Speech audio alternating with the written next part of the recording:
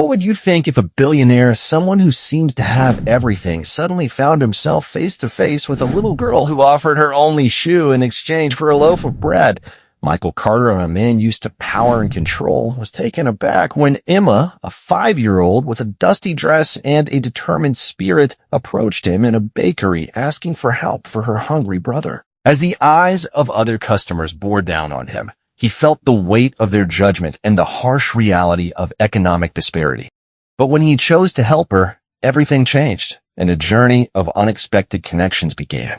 Stay tuned to witness how one small act of kindness can turn a life around and challenge the very foundations of privilege. A wealthy billionaire, Michael Carter, was accustomed to his predictable routine. Every morning he visited Lauren's Bakery, a luxurious spot far from his office in the financial district. The aroma of freshly baked bread and gourmet coffee filled the air, creating a comforting atmosphere that he enjoyed. He often ordered the same almond croissant and coffee, savoring the moment as a small indulgence in his otherwise hectic life. One chilly autumn morning, while he waited for his usual order, a little girl entered the bakery.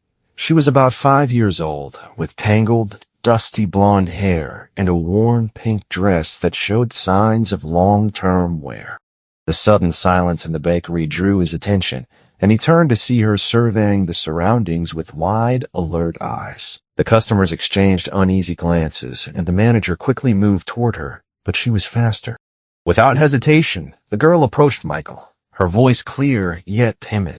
"Sir, can I ask you a question?" she asked, holding something in her small hands. Michael felt the manager's gaze on him, silently asking for permission to intervene. Intrigued by the confidence in her eyes, he nodded. "What do you want?" he asked, perhaps more harshly than he intended. The girl didn't flinch. Instead, she offered him a worn child's shoe, its laces nearly disintegrated. "Can I trade this shoe for bread?" "My brother is crying because he's hungry," she said, her voice steady. The weight of the situation settled heavily in the room, and Michael felt the eyes of the other customers on him, some curious and others visibly uncomfortable. "Where are your parents?" he asked, bending slightly to meet her gaze. "They went away," she replied simply, her words making the tragedy even more painful. "But I take care of no one now." Michael's heart tightened. Here was a child offering her last valuable possession for food, and he couldn't ignore the sadness in her blue eyes, which reminded him of the summer sky. "What's your name?" he asked softly. "Emma," she replied, still holding out the shoe. Michael felt a flash of memory, a woman's face, a promise made long ago. "You know this shoe isn't worth much," he said, trying to sound practical. "It's the last one that still fits me," Emma explained with a child's unwavering logic. She turned the shoe to reveal a little sun drawn on the insole, nearly erased by wear. At that moment, Michael realized that his own handmade Italian shoes had cost more than many families spent on food in an entire month. The attendant leaned in, whispering, "The manager is going to call social services." Michael felt an unexpected impulse surge within him. "How much bread do you need?" he asked Emma. Her eyes lit up. "Just a big piece for us to share. Noah's small, but he eats a lot." Michael pulled out his wallet and instructed the attendant to give him a bag of assorted bread, along with some chocolate cakes. Emma watched the transaction, still holding out her shoe as if it were her only hope. "Keep it," he said gently, pushing her hand away. "You'll need it in this cold weather." When the attendant handed over the bag, Michael gave it to Emma, who clutched it to her chest as if it were a treasure. "Thank you, sir," she said, her expression flickering between distrust and gratitude. She turned to leave, but not before casting one last look over her shoulder and saying, "God bless you." As the ambient hum of the bakery returned, Michael picked up his now lukewarm coffee and croissant, but when he took a bite, he realized he could no longer taste it. He was lost in thought, reflecting on the sad situation he had just witnessed. The image of Emma's blue eyes haunted him, and he couldn't help but remember his own childhood, counting coins with his mother to buy bread. The heaviness in his chest grew with each passing moment, a reminder of the connections he had long suppressed. After his encounter with Emma, Michael couldn't shake the feelings that had surfaced within him. He found himself reflecting on his life, questioning the choices that had led him to this moment. As he returned to his office, the weight of his responsibilities felt heavier than ever. The morning meeting had been a success, yet the thought of Emma lingered in his mind, gnawing at it. In the weeks that followed, Michael's routine remained largely unchanged, but his thoughts began to drift back to the little girl and her brother. He couldn't get Emma and Noah out of his head. The image of Emma, with her dusty dress and big blue eyes, offering her last possession for food, haunted him. He had spent years building his empire, yet he realized he had neglected the very essence of human connection. During a meeting with his secretary, he found it increasingly difficult to focus. "Is there a problem with the terms?" she asked, noticing his distraction. "No, everything's fine," he replied, but deep down, he knew it wasn't. The success of his business felt insignificant compared to the plight of the two children he had encountered. One afternoon, he made a decision that surprised even himself. He canceled his appointments and returned to Lauren's bakery, driven by an impulse he couldn't explain. As he stepped inside, the familiar scents of coffee and pastries filled the air, but this time he was not there for his usual order. Instead, he was looking for Emma. "Can I help you, Mr. Carter?" the attendant asked, recognizing him. "That girl, Emma. Did she come back?" Michael's heart raced as he awaited the answer. The attendant shook his head. "No, sir. The manager said she'd call security if she appears again." Frustrated, Michael pressed for more information. "Which way did you see her go when she left?" The attendant pointed to the right, toward the park. Michael felt a mix of annoyance and urgency. He needed to find Emma and Noah before it was too late. As he walked briskly toward the park, he considered how he had ignored the struggles of those less fortunate for years. He had built walls around himself to avoid the pain of his past, but now those walls were starting to crumble. The thought of two small children facing the night alone filled him with a sense of responsibility he had long avoided. Arriving at the park, he scanned the area, but there was no sign of the children. He approached a few people sitting on benches, asking if they had seen a blonde girl and a little boy. Each time he was met with indifference or reluctance to engage. Time was running out, and he felt a growing sense of desperation. He stopped at a corner, contemplating what he was doing. Why was he looking for these children as if they were lost pets? He could call social services or a shelter, but the thought of separating Emma and Noah terrified him. He remembered his own experiences in the foster care system, the instability and the fear of being alone. In his coat pocket, he found the card of a private investigator he had once hired. Without thinking, he dialed the number. "I need to find someone," he said, urgency lacing his voice. Two children, Emma, around 5, and Noah, about 3. After providing the location, he requested the investigator to act quickly. He had until tomorrow morning to find them, and money was no object. As the sun began to set, Michael felt the chill of autumn in the air. He thought about Emma and Noah, wondering where they would sleep that night. He returned home, but the luxury of his mansion felt hollow without the laughter of children filling the space. Later that night, sitting in his study, he struggled to focus on work. The quiet of the house felt oppressive. Memories of his mother and the sacrifices she made flooded back, and he realized that he was haunted not just by the children, but by his own past. He had achieved great wealth, yet the emptiness he felt was profound. Determined to change this narrative, Michael resolved to do everything in his power to find Emma and Noah. The next morning, he would rise early and take action. He had a sense of purpose now, one that transcended business and wealth. It was about family, connection, and perhaps redemption. The next morning, Michael woke up with a sense of urgency. He had spent the night tossing and turning, haunted by thoughts of Emma and Noah. He could no longer ignore the pangs of guilt and responsibility that had taken root in his heart. After a quick breakfast, he decided to head back to the last place he had seen them, Lauren's bakery. He needed to find Emma and Noah before they slipped away from him entirely. As he drove through the city, his mind raced with possibilities. What if they were still at the park? What if they had moved on to another part of the city? The thought made him feel anxious, but he pushed it aside. He had to remain focused. He was determined to ensure their safety and well-being. Upon arriving at the bakery, he rushed inside. The familiar scent of pastries and coffee enveloped him, but he was not there to enjoy the indulgence this time. He approached the attendant, his heart pounding. "Have you seen Emma and Noah?" The little girl and her brother? The attendant shook his head apologetically. No, sir. I haven't seen them since they left. Frustration bubbled inside him, but he forced himself to stay calm. Do you know where they might go? They're just kids. The attendant looked uncomfortable but offered a suggestion. Maybe check the church across the street. Sometimes kids go there looking for help.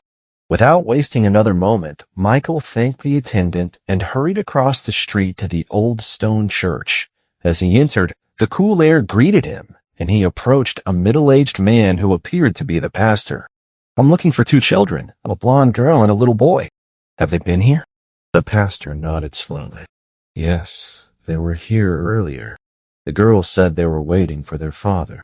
Michael's heart sank at the mention of a father. He knew all too well that parental abandonment could leave scars. Where did they go? He asked urgently. They mentioned something about a park, the pastor replied. Michael wasted no time. He rushed back to his car and headed to the park, his mind racing. He had to find them before they felt abandoned again. This wasn't just about responsibility. He felt a deep connection to these children, one that had grown in the brief time they had spent together. When he arrived at the park, he scanned the area, searching for any sign of Emma and Noah. He saw families enjoying the day, children playing, but there was no sign of the 2 he was desperately looking for. Michael's heart raced as he walked through the park, calling out their names. Emma! Noah! His voice echoed, but he was met with silence. He approached a few people sitting on benches, asking if they had seen a little girl and a boy. Each time he was met with blank stares or disinterest. Time was slipping away, and he felt the heaviness of worry settle on his shoulders. Eventually, he spotted a familiar figure in the distance.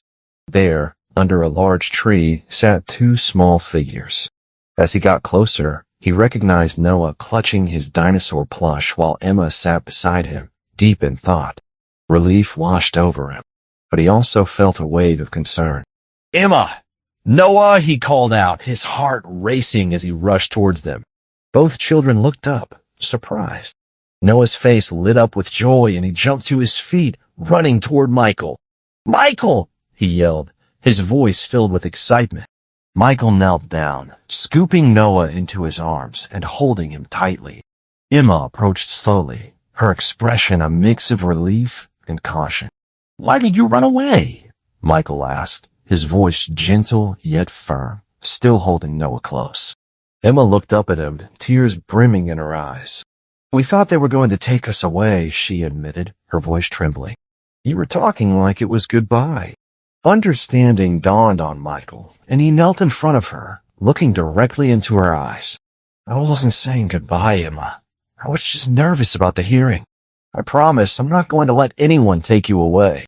Emma's eyes searched his for reassurance. But what if the judge says no? She asked softly. No one is going anywhere today, Michael replied firmly. I promise we'll talk about this together. You and Noah are safe with me. With that, he took their hands, feeling a surge of determination. They walked back to the car, Michael holding both of their hands tightly, ready to face whatever challenges lay ahead. He knew they would have to be honest about their fears and the misunderstanding, but he was prepared to stand by them through it all. Together, they would navigate the uncertainties of the future, united as a family. As they arrived back at the courthouse, a sense of tension filled the air. Michael led Emma and Noah inside, his heart pounding with anxiety. He could see the stern judge waiting, and he felt the weight of the situation pressing down on him. The courtroom was filled with people, and he could sense their eyes on him and the children. He knelt down to their level, looking into their eyes. No matter what happens today, I want you to know that you are the best thing that's ever happened to me, he said, trying to reassure them. I will always fight for you. The hearing began, and the judge wasted no time addressing the situation at hand. Mr. Carter, he said, his voice deep and commanding, I am extremely disappointed by today's events. Fleeing with minors under temporary custody is serious. Michael's heart sank. He could feel Noah's small hand trembling in his grip. Your Honor, I did not flee with the children. They ran away on their own, and I found them, he interjected, striving to maintain his composure. The judge turned his attention to Emma and Noah. Children, "Is that true?" he asked, his tone softening slightly. Emma stepped forward, her chin lifted defiantly. "Yes, sir. It was my idea.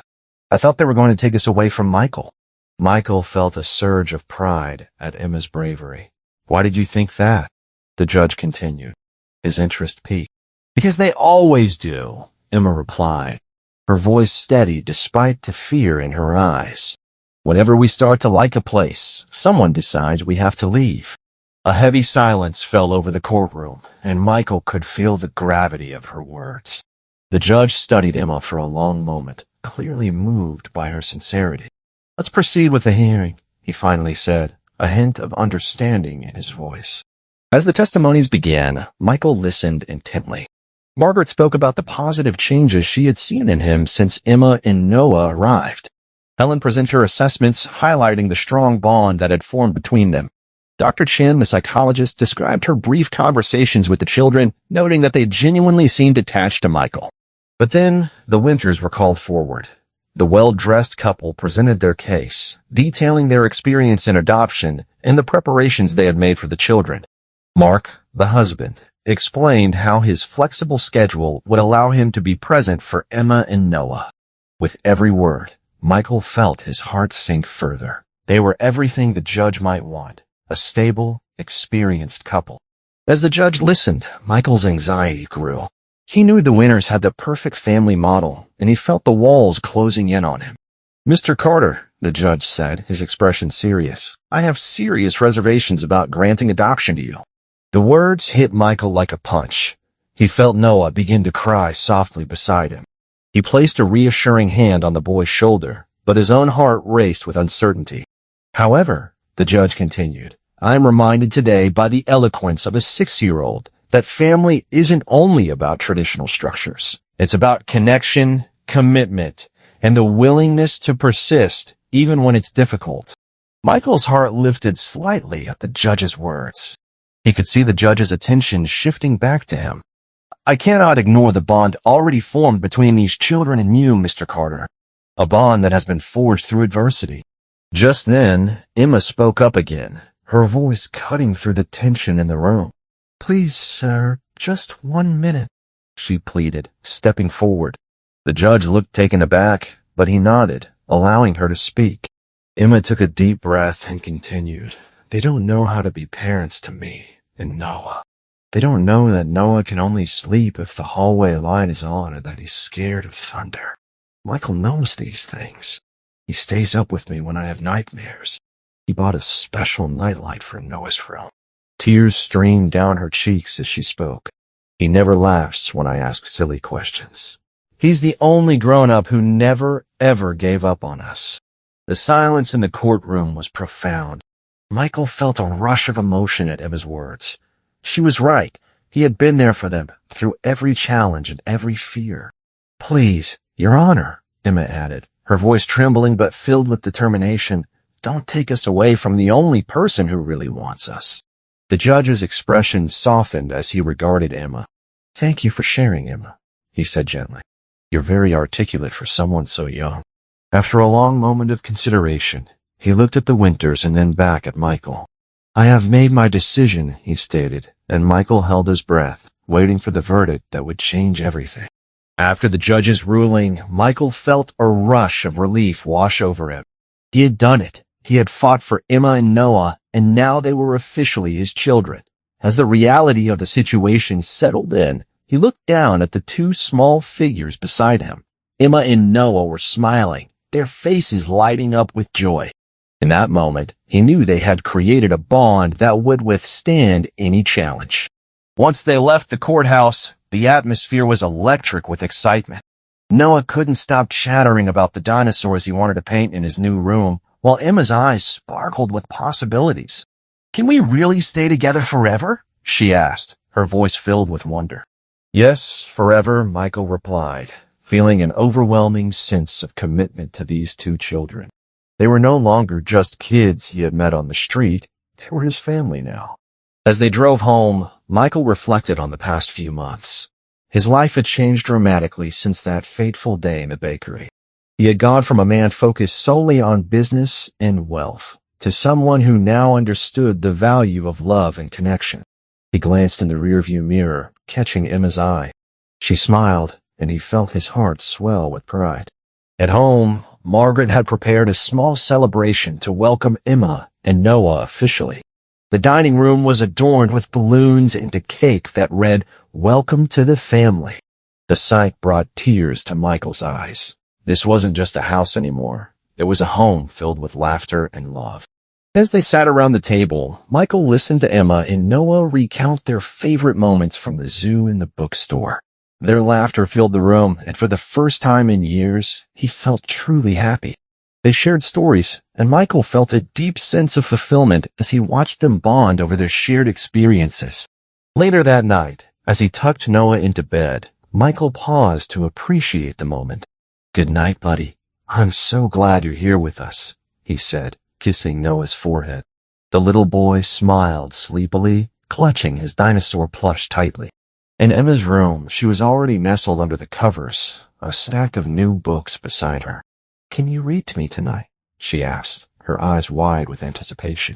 Michael nodded, picking up one of the books and settling into the chair next to her bed.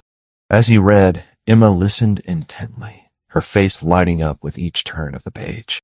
"Did you know my mom loved to read too?" she asked quietly, her voice filled with a mix of nostalgia and longing. Michael felt a pang in his chest. "I didn't know that, Emma," he replied softly. "What was her favorite story?" "She loved stories about adventure and family," Emma said, her eyes shining. "Just like us." Michael smiled, realizing how much these moments meant to her. "We can have our own adventures, you know. Just the three of us," he said, feeling the warmth spread through him. As Emma drifted off to sleep, Michael felt a sense of peace envelop him. He had found something he never knew he was missing, a purpose, a family, and the chance to be the father he had always longed to be. As he closed the door quietly, he looked back at the two children sleeping peacefully in their rooms, and he knew this was just the beginning of their journey together. They had a future to build, filled with love, laughter, and endless possibilities. The days turned into weeks, and the Carter household began to settle into a new routine. Michael embraced his role as a father, and with each passing day, he found joy in the little moments that filled their home with laughter. The once quiet halls echoed with the sounds of Emma and Noah playing, their energy bringing life to the mansion he had inhabited alone for so long. One Saturday morning, Michael decided to surprise the children. He prepared a special breakfast of pancakes, their favorite, and set the table with colorful plates and cheerful decorations. As he flipped the pancakes, he felt a sense of anticipation, something he hadn't felt in years. The smell of syrup wafted through the air, and soon he heard the pitter-patter of little feet rushing down the stairs. "Wow, pancakes!" Noah exclaimed, his eyes wide with excitement. Emma followed closely behind, her hair still tousled from sleep. She smiled at the sight of the table, and Michael's heart swelled with pride. "Dig in," he said, watching as they eagerly filled their plates. Laughter filled the room as they shared stories about their week, and Michael felt a warmth spread through him. This was what family felt like, sharing meals and moments, creating memories that would last a lifetime. Later that day, Michael took Emma and Noah to the park. The sun was shining brightly, and the sky was a vibrant blue. They played on the swings, raced each other down the slide, and enjoyed ice cream from a nearby vendor. Michael watched as Noah giggled uncontrollably, and Emma's laughter rang out like music. For the first time, he felt a deep sense of contentment. As they sat on a bench, enjoying their ice cream, Emma turned to Michael with a serious expression. "Do you think we'll always be together?" she asked, her blue eyes searching his face. Michael paused, his heart aching at the innocence of her question. "I hope so, Emma. I want us to be a family forever," he replied, his voice steady. He took her small hand in his. "We'll always take care of each other, no matter what." Days turned into months, and Michael continued to grow closer to Emma and Noah. They had family movie nights, game tournaments, and even baking sessions where flour coated the kitchen in a delightful mess. Each moment deepened their bond, and Michael cherished the simple joys of being a father. However, Challenges remained. Michael had to navigate the complexities of parenting, from helping with homework to addressing the occasional tantrum. Emma and Noah were still processing their past, and there were moments when their fears resurfaced. Michael remained patient, always reminding them that they were safe and loved. One evening, as they sat in the living room, Emma opened up about her fears. "What if our dad comes back one day?"